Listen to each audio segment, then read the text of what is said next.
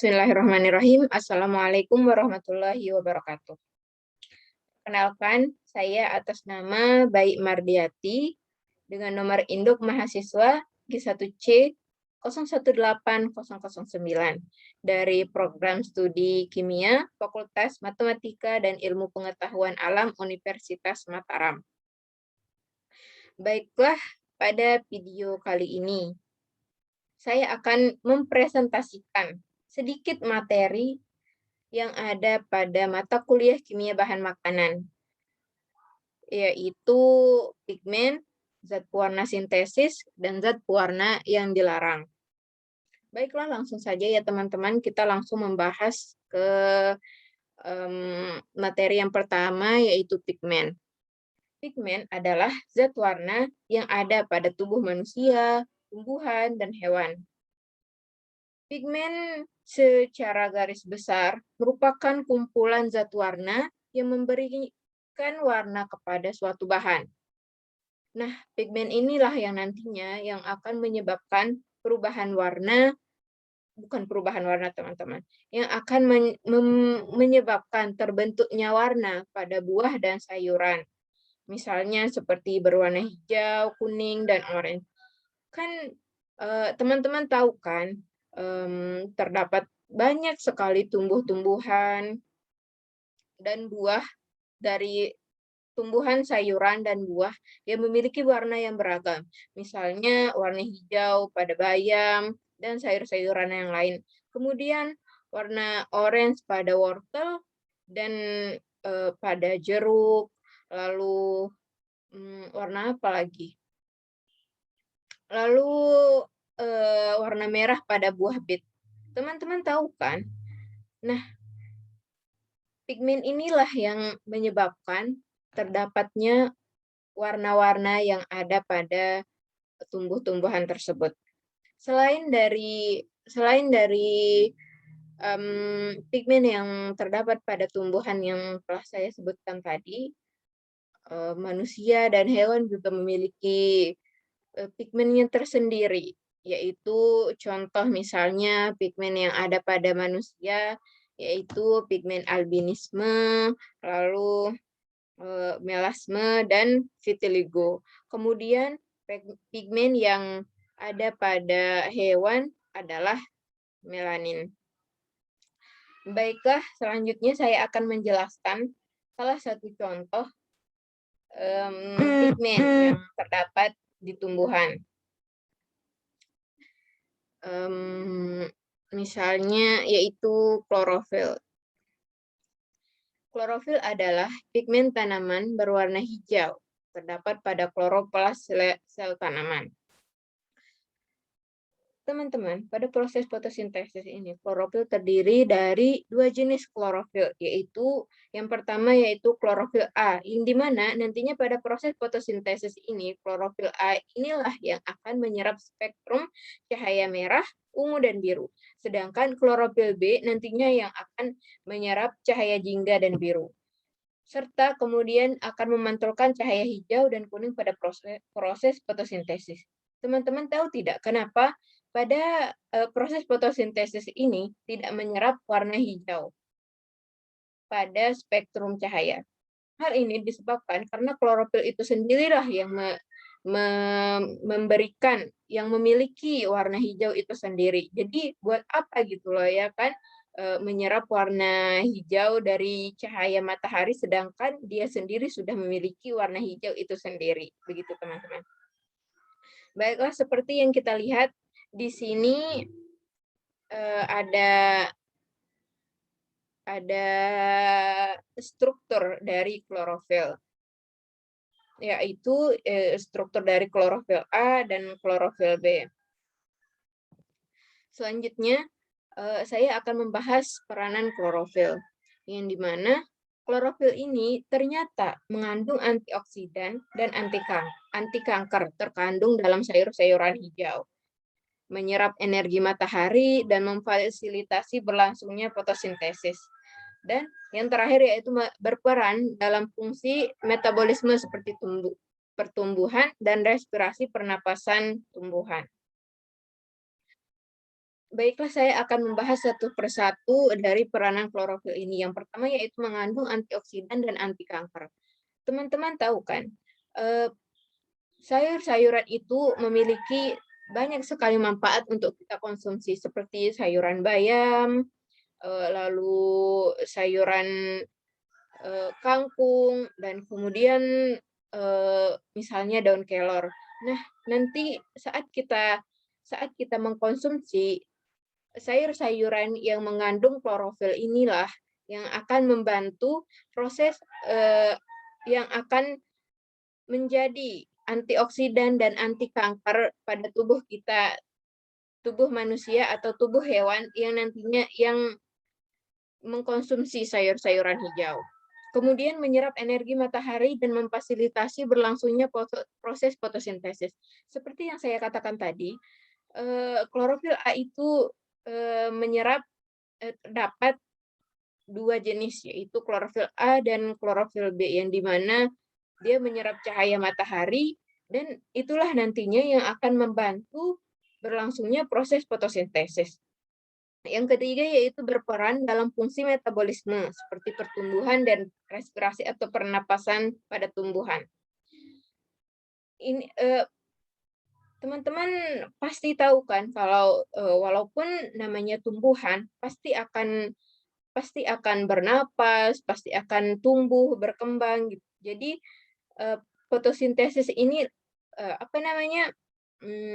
Klorofil inilah yang nantinya yang akan berfungsi sebagai mempengaruhi metabolisme dari pertumbuhan dan respirasi atau pernapasan dari tumbuhan yang memiliki kandungan klorofil tersebut. Lalu selanjutnya yaitu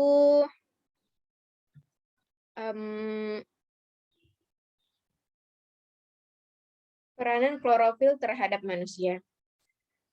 Ada beberapa peranan klorofil terhadap manusia, yaitu klorofil jika dikonsumsi oleh manusia memiliki dua jenis, yaitu klorofil yang larut air dan klorofil yang larut terhadap lemak atau minyak. Klorofil yang larut air ini tidak dapat diserap melalui saluran pencernaan, dapat berperan sebagai pembersih, penyembuh luka, penghilang bau tubuh, feses, dan urin.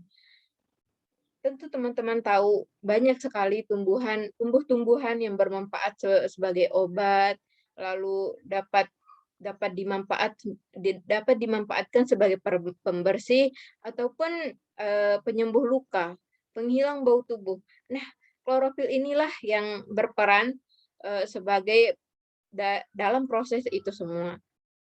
Namun jenisnya yaitu klorofil yang dapat larut dalam air. Lalu selanjutnya adalah klorofil yang larut dalam minyak atau lemak. Klorofil ini jenis ini yaitu kata sebaliknya, yaitu klorofil yang tidak dapat larut dalam air ya, tapi dia larut dalam lemak atau minyak. Nah, klorofil yang larut dalam air atau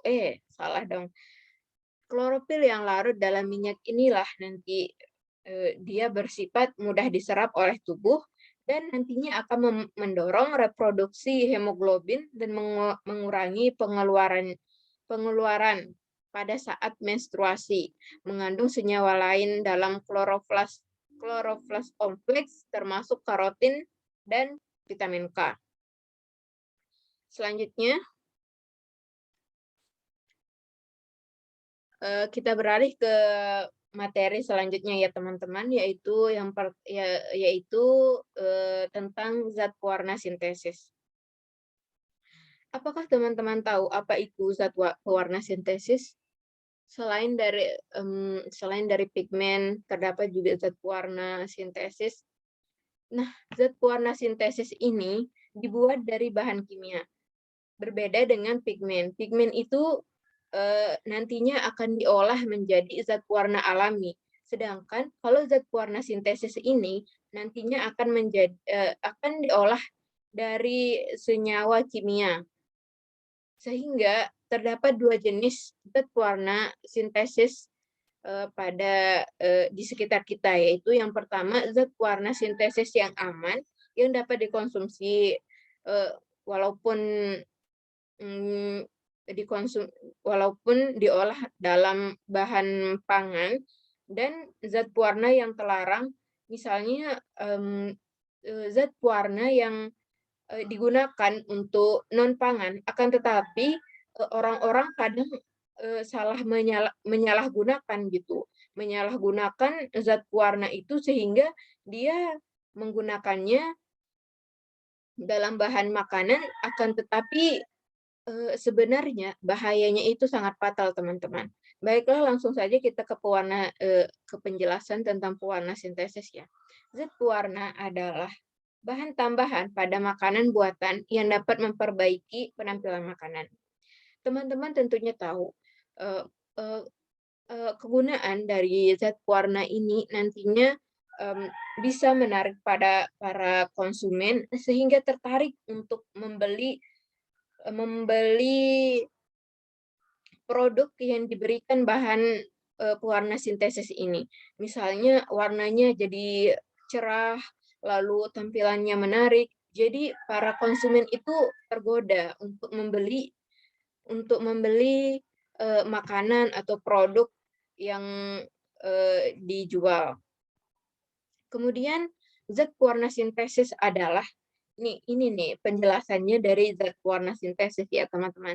Adalah zat warna yang dibuat melalui perlakuan pemberian asam sulfat dan asam nitrat yang sering terkontaminasi oleh arsen dan logam lain yang bersifat racun. Nah, seperti yang kita tahu teman-teman, asam sulfat dan asam nitrat itu jika terkontaminasi dengan arsen dan logam berat lain akan bersifat sangat toksik atau sangat beracun. Sehingga apabila kita mengkonsumsi pewarna sintesis dalam jumlah yang wow gitu, yang luar biasa, maka akan merusak jaringan dalam tubuh kita, lalu kita akan terkena berbagai penyakit, dan bisa juga bahkan kita akan terkena racun dan akan mengalami akan meninggal dunia. Lalu selanjutnya yaitu contoh pewarna sintesis. Salah satu contoh pewarna sintesis yang akan saya paparkan pada video ini yaitu Aluraret. Aluraret ini adalah salah satu contoh pewarna sintesis yang keberadaannya aman. Namun, pewarna sintesis ini tidak boleh dikonsumsi dalam kadar yang berlebihan. Nah, Aluraret ini memang aman untuk dikonsumsi teman-teman, namun dalam kadar yang sangat dibatasi. Sehingga nanti kalau kita mengkonsumsi makanan atau produk yang mengandung aluraret ini sebaiknya jangan terlalu banyak ya teman-teman. Lalu selanjutnya aluraret adalah warna sintesis yang banyak digunakan pada permen, puding, susu, dan minuman. Teman-teman tentu tahu kan, misalnya ada warna merah pada permen, puding, susu. Nah, teman-teman tidak boleh nantinya mengkonsumsi permen yang secara berlebihan. Tentunya nanti akan menyebabkan kita mengalami keracunan disebabkan oleh aluraret ini. Lalu efek sampingnya ya beragam gitu ya teman-teman. Lalu selanjutnya adalah untuk mengetahui apakah suatu bahan makanan, apakah suatu produk memiliki kandungan atau menggunakan pewarna sintesis dari aluraret ini, kita dapat mengecek dari kemasannya, teman-teman. Nah, kode dari aluraret ini sendiri yaitu E129 atau FD dan juga C dengan nomor 405. Ingat ya teman-teman, sebaiknya nanti apabila mengkonsumsi permen ataupun produk bahan makanan yang lain, sebaiknya dicek kode dari pewarna sintesis yang digunakan agar kita bisa mengetahui batasan yang baiknya dikonsumsi saat kita mengkonsumsi aluraret ini.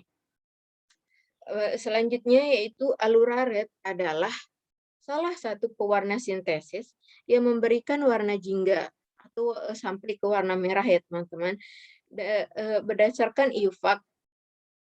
Berdasarkan IUPAC, nama dari aluraret ini adalah disodium 6 hidroksi 5 2 metoksi 5 metil 4 sulfophenil azo dan sulfophenil azo 2 naphthalen sulfonat. Struktur dari senyawa aluraret ini seperti yang sudah saya perlihatkan di slide, bisa teman-teman lihat bersama-sama. Baiklah, selanjutnya kita akan membahas komposisi dari aluraret ini. Pewarna aluraret ini memiliki rumus molekul C18, H14, N2, Na2, O8, dan S2. Berdasarkan rumus molekul ini, kita mengetahui bahwa aluraret ini terdiri dari karbon, hidrogen, natrium, nitrogen, oksigen, dan sulfur. Sehingga nantinya jika disenyawakan menjadi senyawa aluraret. Aluraret ini sendiri memiliki berat molekul sebesar 496,4219 gram molekul. Titik lebur dari aluraret adalah lebih dari 300 derajat Celcius. Kemudian absorbansi maksimum terletak sekitar 504 nanometer ya teman-teman, nanometer dalam larutan. Kemudian yang terakhir yaitu termasuk ke dalam pewarna yang larut dalam air, akan tetapi tidak larut dalam pelarut etanol. Nah, materi yang terakhir nih teman-teman tentang pewarna yang dilarang. Pada contoh materi ini, saya akan menjelaskan salah satu contoh pewarna yang dilarang yaitu methyl yellow. Methyl yellow adalah warna sintesis yang berbentuk serbuk, berwarna kuning kecoklatan, serta dapat larut dalam air dan alkohol. Umumnya digunakan sebagai pewarna tekstil, kertas, tinta, plastik, kulit, cat, dan lain-lain. Nah, seperti yang kita tahu teman-teman, pewarna methyl yellow ini digunakan untuk non-pangan kan, untuk tekstil, gitu, kertas, tinta, dan lain-lain. Akan tetapi masih banyak orang yang menyalahgunakan pewarna ini. Misalnya digunakan untuk makanan, untuk dikonsumsi dagangan-dagangan yang dibuat rumahan gitu teman-teman. Padahal kalau dikonsumsi kalau methyl yellow ini dikonsumsi akan sangat berbahaya bagi tubuh manusia. Sehingga berdasarkan Peraturan Menteri Kesehatan Republik Indonesia Nomor 239 garis miring Menkes garis miring per garis miring 5 garis miring 85, methyl yellow ini ditetapkan sebagai zat warna tambahan yang dilarang penggunaannya dalam produk-produk pangan dan hanya bisa digunakan dalam produk-produk non-pangan, teman-teman. Lalu selanjutnya strukturnya bisa sama-sama kita lihat di slide ya teman-teman. Langsung saja kita ke slide selanjutnya. Nah, rumus molekul dari methyl yellow ini yaitu C18, H14, N3O3, SNA. Methyl yellow ini merupakan senyawa kimia azo aromatik amin yang dapat menyebabkan tumor dalam berbagai jaringan hati, kandung kemih, saluran pencernaan atau jaringan kulit. Hal inilah yang menyebabkan methyl yellow ini dilarang oleh Kementerian Kesehatan Republik Indonesia untuk dikonsumsi karena akan menyebabkan tumor pada manusia yang mengkonsumsinya, apalagi mengkonsumsi dalam jumlah yang banyak ya teman-teman, akan menyebabkan kelumpuhan dan bahkan akan menyebabkan kematian.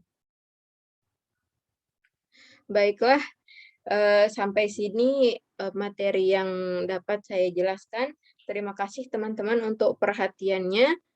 Sekian dari saya. Mohon maaf kalau penyampaian materi saya banyak kurang dan masih tidak lancar. Mohon maaf dan terima kasih atas perhatiannya teman-teman. Sekian, Assalamualaikum warahmatullahi wabarakatuh. Terima kasih.